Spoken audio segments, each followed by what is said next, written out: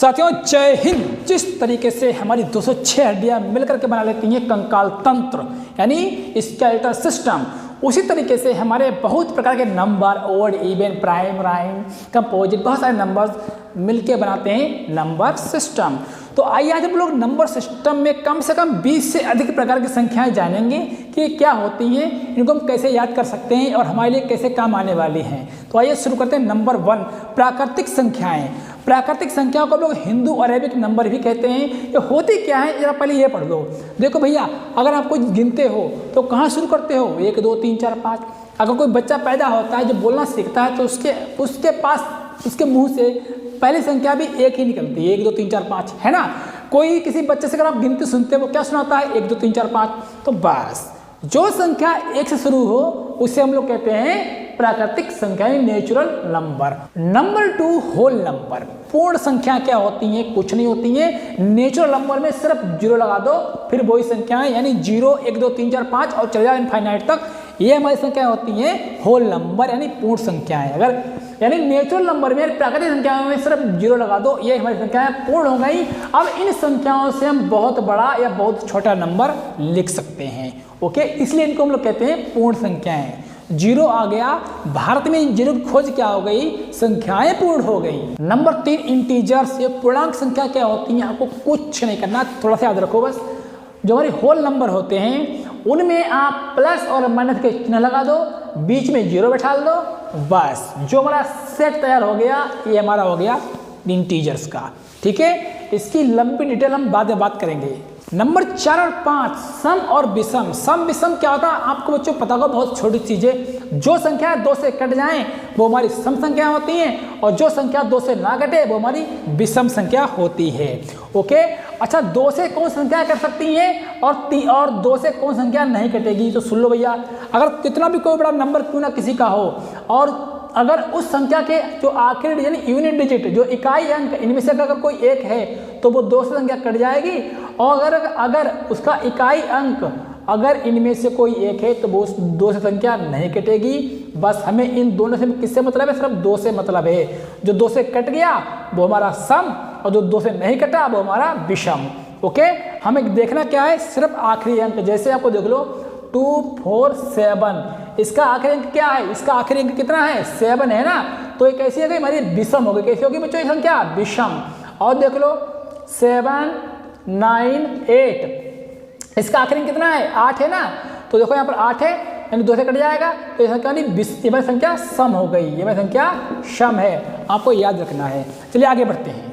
अब हम पढ़ेंगे prime number and composite number यानी अभाज्य संख्या और भाज्य संख्या। ये संख्याएं क्या होती है जरा ध्यान से सुनो बच्चों। देखो, जो संख्या सिर्फ 2 संख्याओं से कटती है वो हमारी कहलाती है प्राइम नंबर, और जो संख्या हमारी 2 से अधिक संख्याओं से कटती है वो हमारी कहलाती है कंपोजिट नंबर यानी भाज्य संख्या। और देखते हैं एग्जाम्पल से। पहले आप लोग काउंटिंग लो, एक्सेल के 5 तक गिनती लिख लो। 1 2 3 4 5। आप जरा ध्यान से देखो बच्चों, एक किसे करता है? एक सिर्फ 1 से करता है, तो एक तो स्पेशल नंबर है, इसको छोड़ दो। ठीक है, अब देखो 2 किसे करता है? 2 हमारा 1 से भी करता है और 2 हमारा 2 से करता है। 3 हमारा 1 से करता है और 3 हमारा 3 से करता है। 4 हमारा 1 से करता है, 4 हमारा 2 से करता है और 4 हमारा 4 से करता है। 5 हमारा 1 से करता है और 5 हमारा 5 से करता है। तो यहाँ पर हमने 1 से लेकर के 5 तक नंबर लिए हैं। तो यार ये देखो 2 के कितने फैक्टर हैं? 2 के सिर्फ 2 फैक्टर हैं। तो ये हमारा प्राइम नंबर हो गया यानी अभाज्य संख्या हो गई हमारी। ठीक है, ये देखो 3 के कितने फैक्टर हैं? सिर्फ 2 फैक्टर हैं। हमने आपने कहा था जिसके सिर्फ 2 फैक्टर होते हैं वो हमारी प्राइम नंबर यानी अभाज्य संख्या कहलाती है। तो ये भी हमारा प्राइम नंबर है 3। 4 देखो, इसके कितने फैक्टर हैं? इसके 1 2 3, इसके 3 फैक्टर हैं। और हमने क्या बोला अभी?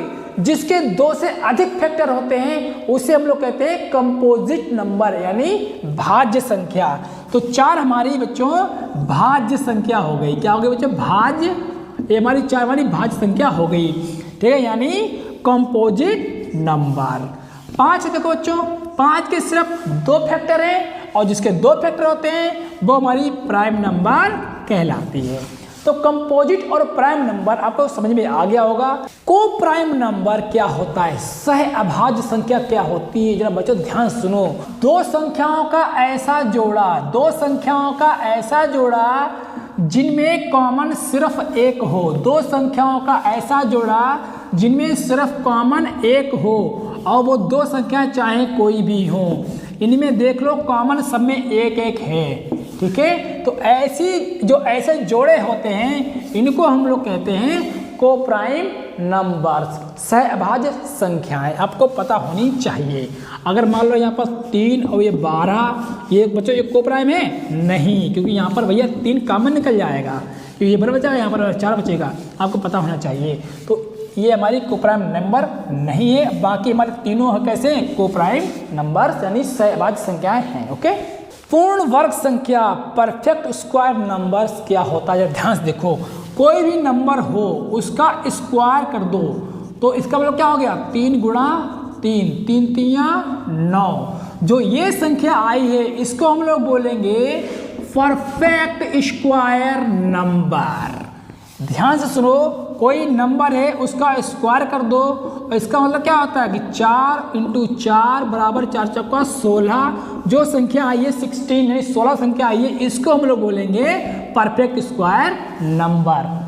परफेक्ट क्यू नंबर क्या होता है, पूर्ण घन संख्याएं क्या होती हैं बच्चों, जरा ध्यान से देखो। कोई नंबर ले लो आप और उसका क्यू कर दो, इसका मतलब क्या हो गया 4 × 4 × 4, 4 चक्कू 16, 16 चक्कू 64।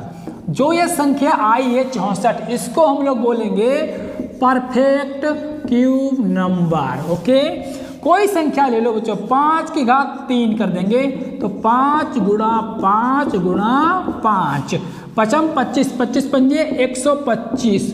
जो 125 संख्या है इसको हम लोग क्या बोलेंगे, परफेक्ट क्यूब नंबर।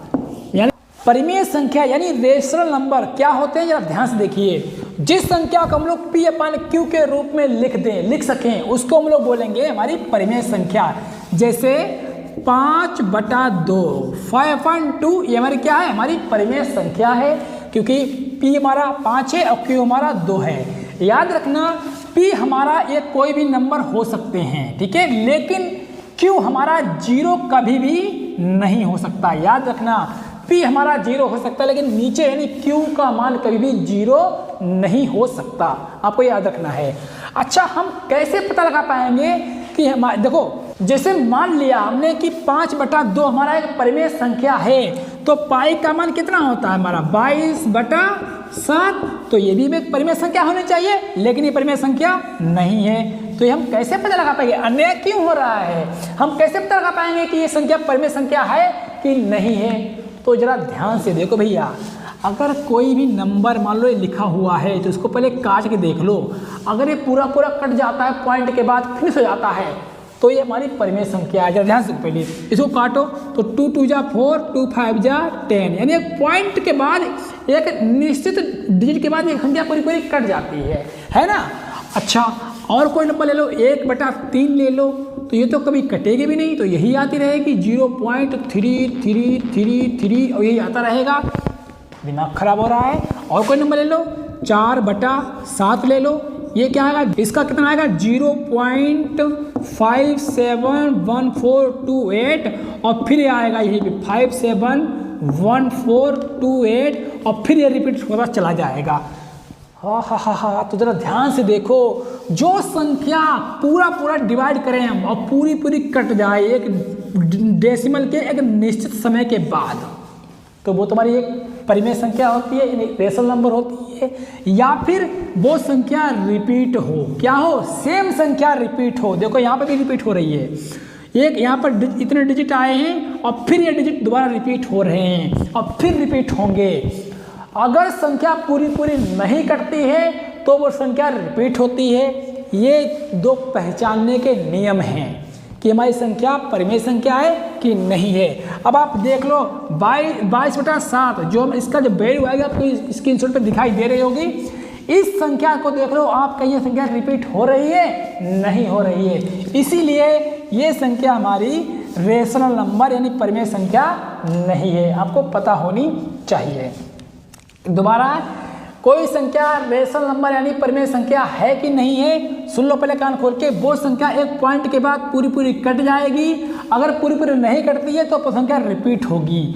याद रखना वो संख्या रिपीट होगी। अगर एक कोई संख्या जो संख्या बटा में लिखी हुई है और वो संख्या इन दोनों नियमों का पालन नहीं करती है तो वो संख्या हमारी परिमेय संख्या नहीं हो सकती।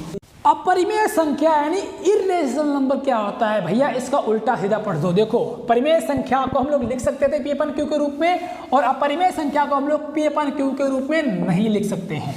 और सुन लो, जितनी भी हमारी संख्याएं होती हैं रूट वाली, √3, √7, √11, ये जो है ना, ये हमारी सभी संख्याएं क्या कहलाएंगी, अपरिमेय संख्या। ये अपरिमेय संख्या का उदाहरण होती है।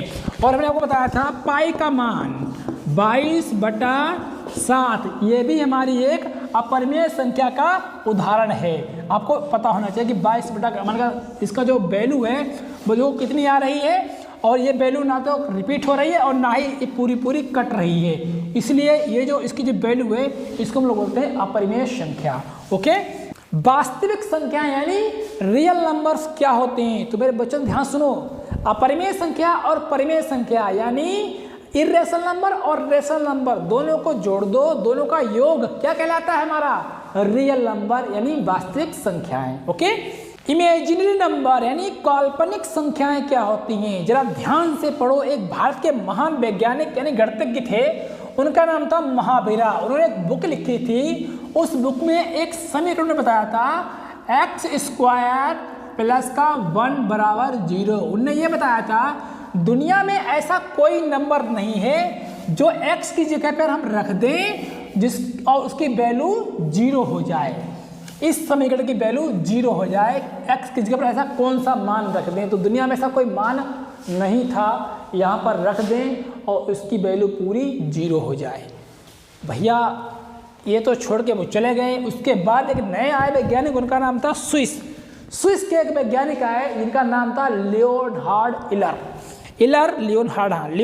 इलर। उन्होंने बताया, उन्होंने क्या किया, इसको आगे थोड़ा बढ़ाया, x² + 1 = 0, तो x² = -1, x √ -1। इलर ने यह बताया था अगर हम x की जगह √-1 यहाँ पे रख दें तो ये जो वैल्यू है वो 0 हो जाएगी। अब इलर ने तो प्रूव कर दिया, लेकिन इलर ने इसको एक नाम दिया था, इसको नाम दिया था आयोटा नाम दिया था। और इसको नहीं आई से लिखते हैं, तो याद रखना आयोटा यानी आई, ये जो आई है इसका वैल्यू कितना होता है, इसका वैल्यू होता है √-1, याद रखना। ओके, तो इलर ने एक और नंबर खोज दिया जिसका नाम होता है आयोटा, और उसकी वैल्यू कितनी होती है √-1। तो आओ इसको वैल्यू को यार रख के देखते हैं कि 0 होता है कि नहीं होता है। देखो यहाँ पर x² + 1 = 0, आयोटा का मतलब कितना है बच्चों, √-1² + 0। अब इसको क्या हो जाएगा, इसको हम खोलेंगे तो -1 हो गया और +1 = 0, ये दोनों कट जाएंगे, 0 = 0। बिल्कुल सही बात है भैया, इलर ने बिल्कुल सही प्रूफ किया है। तो ये जो मान, ये वाला आयोटा, आपको याद रखना है कि आयोटा की वैल्यू कितनी होती है, आयोटा की वैल्यू होती है √-1, आपको याद रखना है, ठीक है। कॉम्प्लेक्स नंबर, जटिल संख्याएं क्या होती हैं, बस आपको नाम से पता चला होगा, कॉम्प्लेक्स थोड़ा जटिल है, बहुत इजी है, जब ध्यान से देखो। 5 + 3i, देखो भैया यहाँ पर हमारे रियल नंबर भी है और हमारे इमेजिनरी नंबर है, तो बस रियल नंबर और प्लस इमेजिनरी नंबर दोनों को मिला के जो नंबर में उनको मिलता है, प्राप्त होता है, उसको हम लोग बोलते हैं कॉम्प्लेक्स नंबर या फिर जटिल संख्याएं। आपको ये याद रखना है। दशमलव संख्या क्या होती है, ध्यान से देखो। कोई भी संख्या लिखी हो 12.8, 48.2, 97, 6.346, अगर कोई भी संख्या इस तरीके से लिखी है और उसके बीच में एक बिंदी रखी है तो इन संख्याओं को हम लोग कहते हैं डेसिमल संख्याएं, ठीक है। और बीच में ये जो बिंदक होता है इसको हम लोग बोलते हैं डेसिमल। जरा यहाँ से क्लियर कर लो, जो संख्या पॉइंट के, जो संख्या 10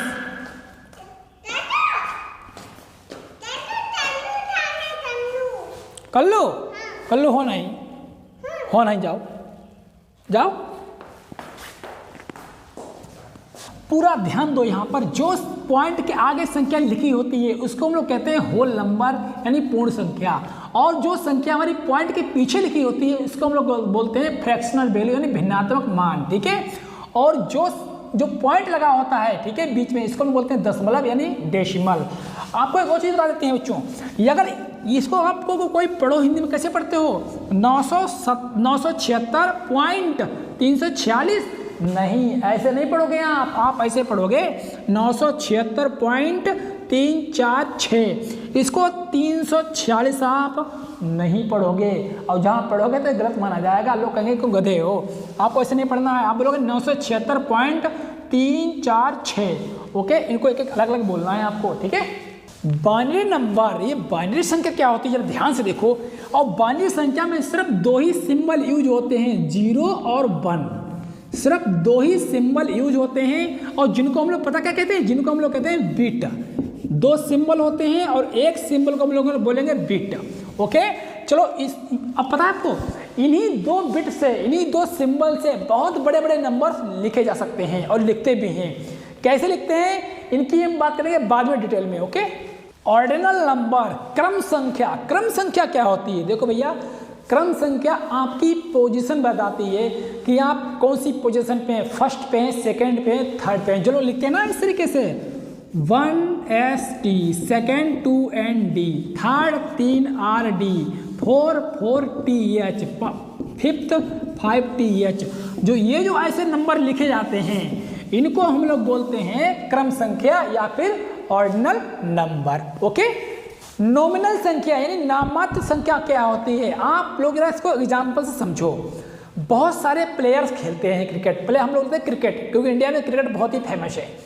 क्रिकेट के प्लेयर्स के पीछे जर्सी में एक नंबर लिखा होता है, जैसे सचिन तेंदुलकर सर का 10 नंबर है, महेंद्र सिंह धोनी का 7 नंबर है, युवराज सिंह का और विराट कोहली का 18 नंबर है, रैना का 3 नंबर है। तो ये नंबर लिखे होते हैं, इन नंबर से हम लोग पता लगा लेते हैं कि कौन सा प्लेयर खेलने आ रहा है, और उसका नाम ना पता, पीछे जा रहा हो और टीवी में दिखा रहा हो 7 नंबर तो धोनी है, 10 नंबर तो तेंदुलकर हैं, 18 नंबर तो विराट कोहली हैं। तो किसी को किसी नंबर से पहचानना, स्पेशल नंबर से पहचानना, वो नंबर उसके लिए नॉमिनल नंबर बन जाता है, कहलाता है, ठीक है। तो ये समझ लो इस तरीके से। अच्छा, बस में भी हम लोग कई चीज़ें, बस में भी नंबर लिखा होता है, तो जो नंबर लिखा होता है ना, उस नंबर से उस बस की पहचान हो जाती है, तो वो नंबर उस बस का नॉमिनल नंबर कहलाता है, ओके। तो ये होता है नॉमिनल नंबर। आई होप आप लोगों को अच्छा लगा होगा। हमने यहाँ पर मैंने आपको बता दिया कम से कम 20 से अधिक प्रकार की संख्याएं। अच्छा लगा तो लाइक करो, शेयर करो, सब्सक्राइब करो। जय हिंद।